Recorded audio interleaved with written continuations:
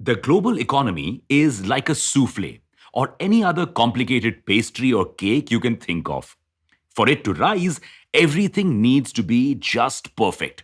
If even one thing goes wrong, the economy, just like the souffle, collapses, leaving a bad taste in all our mouths. So, economists are constantly on the lookout for something that may upset the economy. And they've found something alarming: an inverting yield curve. Welcome back to Revolution Read On, a daily podcast where we break down one story from the world of business and finance.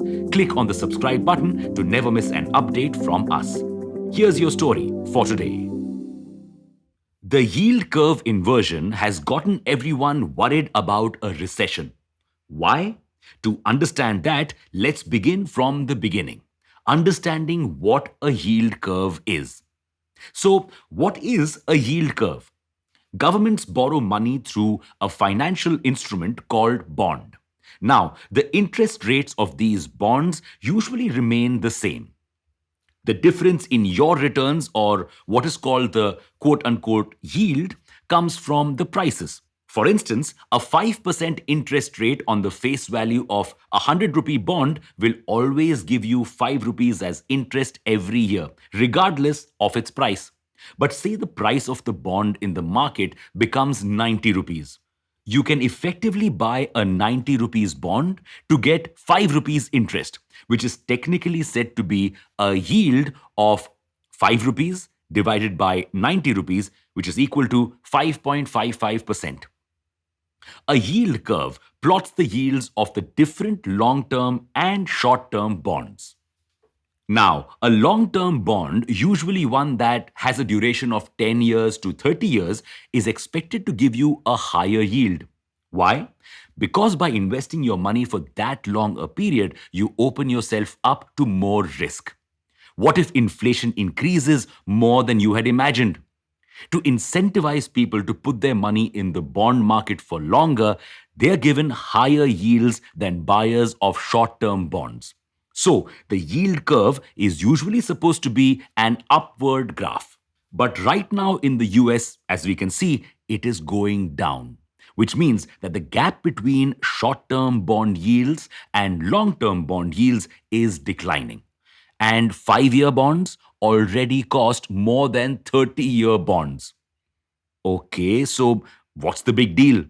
The big deal is that this yield inversion usually is an indicator of recession. Yes, this chart, which resembles an ECG, does actually measure the pulse of the economy, and a low point could signal a heart attack. The 10-year, 2-year bond yield curve, which is nearing zero, is an excellent predictor of recessions. Almost every time that graph goes below zero, it indicates an upcoming recession. It has so far predicted 10 out of the last 13 recessions. So, obviously, economists are concerned. But wait, how does the yield curve predict a recession? Okay, so like we said, people usually expect a higher yield on long term bonds than on short term bonds. But if the yield curve is inverting, it means that they are okay with lesser yields in the future also. And why would anybody be okay with lesser yields? Because they think the economy is going to be in trouble later and they want the security that bonds offer. So they buy more long term bonds, increasing their prices and decreasing yields. And in believing that the economy is in trouble, they do end up causing some issues. How? You see, banks in general borrow short term bonds and lend long term bonds. They make money by pocketing the difference in yields. But if people's beliefs have caused long term bond yields to be less than short term bond yields, banks can't make money. This could put them at a risk of collapse, which could trigger a recession in the entire economy.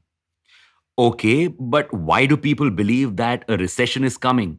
You see, the Federal Reserve, US's central bank, also called Fed, has recently raised interest rates by 0.25% after 3 years because inflation is at a 40-year high. It plans to further increase interest rates 6 or 7 more times this year. This rise in interest rates, coming just as the economy is recovering from COVID, could slow down growth.